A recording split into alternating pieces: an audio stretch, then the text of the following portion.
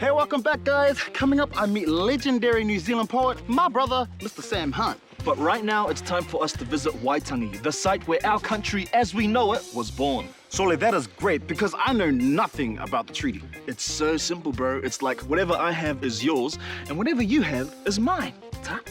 Hey, is that fair?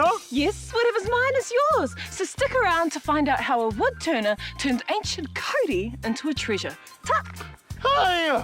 What's yours is mine! Kalia! Oh, guys!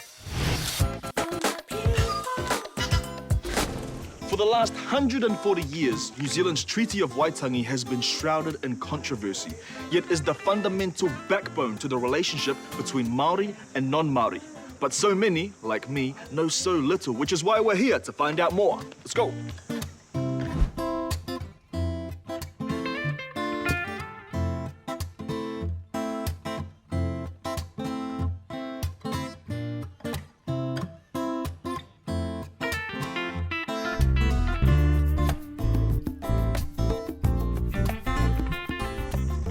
New Zealand Mi Ngati Kawa senior guide here at Waitangi.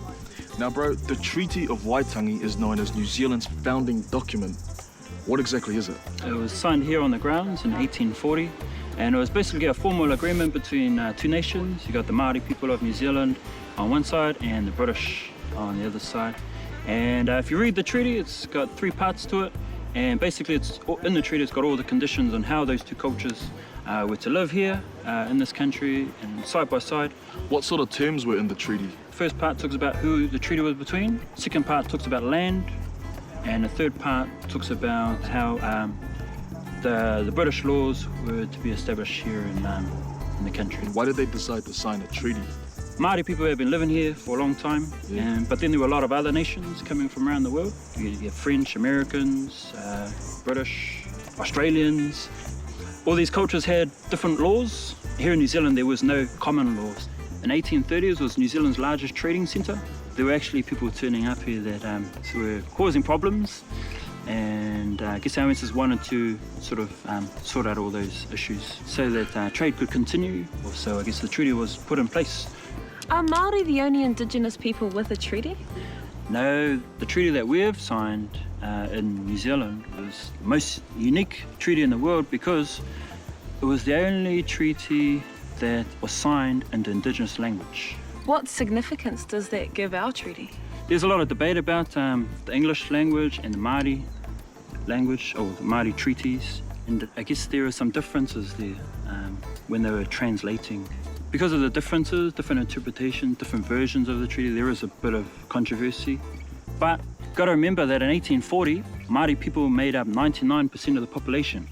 Oh, We were speaking Māori language here, and all the other cultures, nations who were coming here were also learning how to speak our language.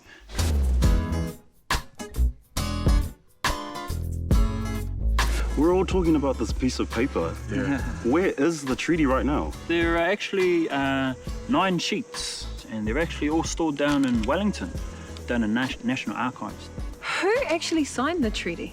The treaty was signed here. There were 43 chiefs who signed the treaty here. I'm a descendant of at least 4 of them.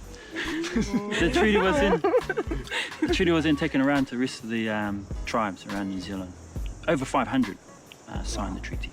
And who signed it on behalf of the British? There was a representative sent down here from London. His name was Captain William Hobson. He actually brought the draft of the treaty to Waitangi. When the treaty was signed, he was to be the first governor of New Zealand. So he was the official. Henry Williams, who was the head of the Church Missionary Society back in those days. James Busby lived here in this house. He was the first British resident, so those were some of the officials who witnessed the signing and also added their signatures to the treaty as well. How does it feel knowing that you had an ancestor that was involved in forming our nation, I guess? Yeah, no, it definitely makes me feel very proud. As a descendant of those chiefs, and for me, it's part of my identity. What my ancestors did back in the 1840s actually sort of affects how we live today. For me, it is my treaty. My ancestors agreed to it. I do my best to honour it. And now hopefully everyone else in the country can do that as well. Do you think it's important for New Zealanders to come here? Yeah, I do. Hopefully by learning about the culture and the history here, that they feel a stronger sense of belonging. But I always like to encourage New Zealanders to come up here to the Bay of Islands, here to Waitangi, to learn about this place. It doesn't just belong to us, it belongs, or to Māori, it belongs to everybody. Thank you very much, Ngāti Kawa, for giving us a better understanding and appreciation of one of New Zealand's most significant pieces of history. There's more information on this website, and we'll see you later on. Ka kite. Ka kite. Bye. What's up? It's prize time.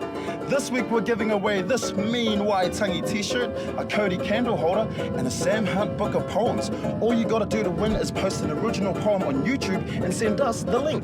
Best poem wins all of this stuff. Now, coming up after the break, I meet one of New Zealand's most well-known poets, and Corinne goes woodturning. Never fall asleep on a road trip, girls.